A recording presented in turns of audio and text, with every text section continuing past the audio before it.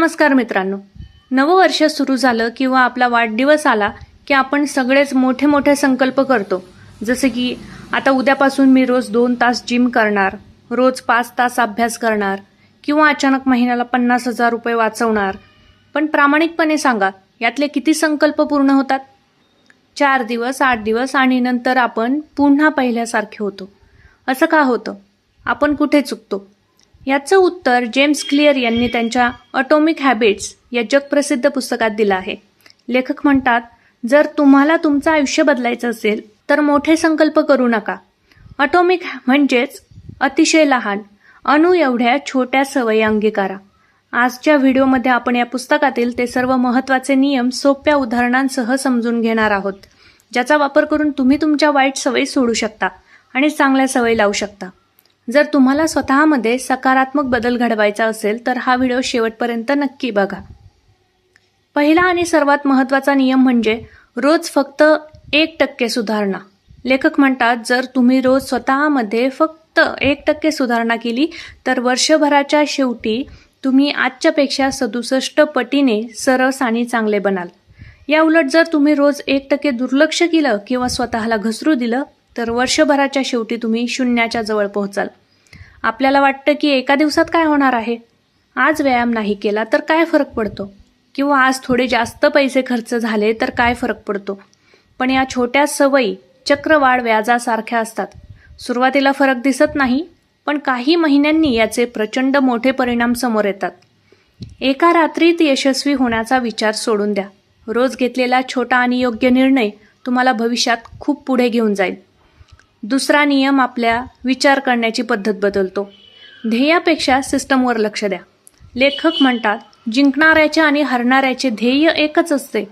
उदाहरणार्थ, परीक्षेत पहिल्या येणाऱ्या विद्यार्थ्याचे आणि नापास होणाऱ्या विद्यार्थ्याचे ध्येय चांगले गुण मिळवणे हेच असते. मग फरक कुठे पडतो? फरक पडतो त्यांच्या सिस्टममध्ये, म्हणजेच त्यांच्या रोजच्या अभ्यासाच्या पद्धतीत.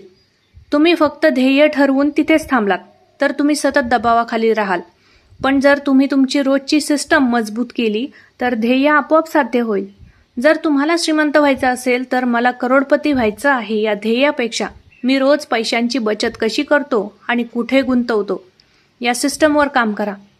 ध्येय तुम्हाला फक्त दिशा दाखवते, पण सिस्टम तुम्हाला प्रगती पथावर पुढे घेऊन जाते. सिस्टम सुधारा, निकाल आपोआप सुधरेल. तिसरा नियम सांगतो की सवय बदलण्यासाठी आधी स्वतःची ओळख बदला. लेखक एक सुंदर उदाहरण देतात. 2 लोक सिगारेट सोडण्याचा प्रयत्न करत असतात. जेव्हा त्यांना कोणी सिगारेट ऑफर करतं तेव्हा पहिला माणूस म्हणतो, नाही थँक्स, मी सिगारेट सोडण्याचा प्रयत्न करतोय. पण दुसरा माणूस म्हणतो, नाही थँक्स, मी धूम्रपान करत नाही. या दोघांमध्ये फरक काय आहे? पहिल्या माणसाला अजूनही वाटतं की तो एक स्मोकर आहे जो प्रयत्न करतोय, पण दुसऱ्या माणसाने स्वतःची ओळखच बदलली आहे. जेव्हा तुम्ही स्वतःला सांगता की मी एक आरोग्याची काळजी घेणारा माणूस आहे किंवा मी एक शिस्तप्रिय गुंतवणूकदार आहे, तेव्हा तुमच्याकडून वाईट सवयी आपोआप सुटतात. तुम्ही काय मिळवू इच्छिता यापेक्षा तुम्ही कोण बनू इच्छिता यावर लक्ष द्या. तुमची कृती तुमच्या ओळखीचा आरसा असतो.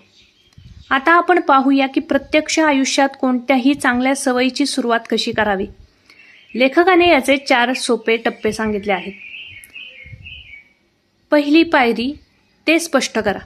जर तुम्हाला रोज वाचनाची सवय लावायची असेल तर पुस्तक कपाटात लपवून ठेवू नका. ते तुमच्या उशीजवळ किंवा टेबलवर अगदी समोर आणून ठेवा, जेणेकरून ते सहज दिसेल. दुसरी पायरी, ते आकर्षक बनवा. ज्या गोष्टी तुम्हाला करायला आवडतात त्या चांगल्या सवयीशी जोडा. उदाहरणार्थ, मी माझी आवडती सिरीज किंवा व्हिडिओ तेव्हाच बघेल जेव्हा मी ट्रेडमिलवर 10 मिनिटे चालेल. तिसरी पायरी, ते सोपे करा. सुरुवातीलाच अवघड काम करू नका. याला लेखक 2 मिनिटांचा नियम म्हणतात. म्हणजेच कोणतीही नवीन सवय फक्त 2 मिनिटांपासून सुरू करा. व्यायाम करायचा असेल तर फक्त 2 पुशअप्स मारा. वाचन करायचे असेल तर रोज फक्त 1 पान वाचा. सवय सुरू करणे सोपे झाले की ती टिकून राहते. चौथी पायरी, ते समाधानकारक बनवा. जेव्हा तुम्ही तुमची सवय पूर्ण करता तेव्हा स्वतःला काहीतरी लहान बक्षीस द्या किंवा कॅलेंडरवर टिक मार्क करा. आपल्याला ज्या गोष्टीतून आनंद मिळतो ती गोष्ट मेंदू पुन्हा पुन्हा करतो. चांगल्या सवयींना तुमच्या वातावरणात इतकं सोपं आणि स्पष्ट करा की त्या टाळणं तुम्हाला अशक्य होईल. आता तुम्ही म्हणाल, चांगल्या सवयींबद्दल ठीक आहे, पण जुन्या वाईट सवयी कशा सोडायच्या? लेखकाने यासाठी वरच्या 4 नियमांना अगदी उलट करायला सांगितलं आहे. ते अदृश्य करा.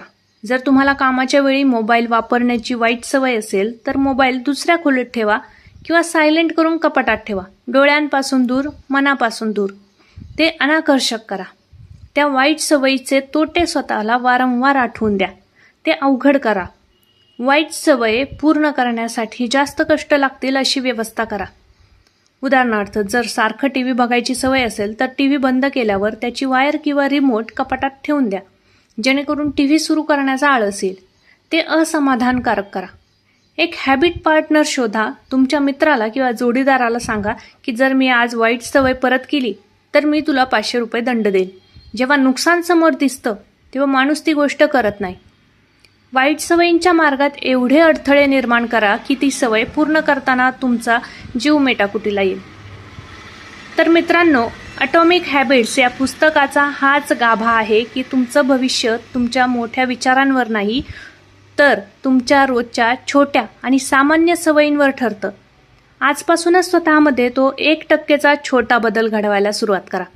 तुम्हाला या नियमांपैकी कोणता नियम सर्वात जास्त आवडला आणि तुम्ही उद्यापासून कोणती नवीन ॲटॉमिक हॅबिट सुरू करणार आहात, मला खाली कमेंट करून नक्की सांगा.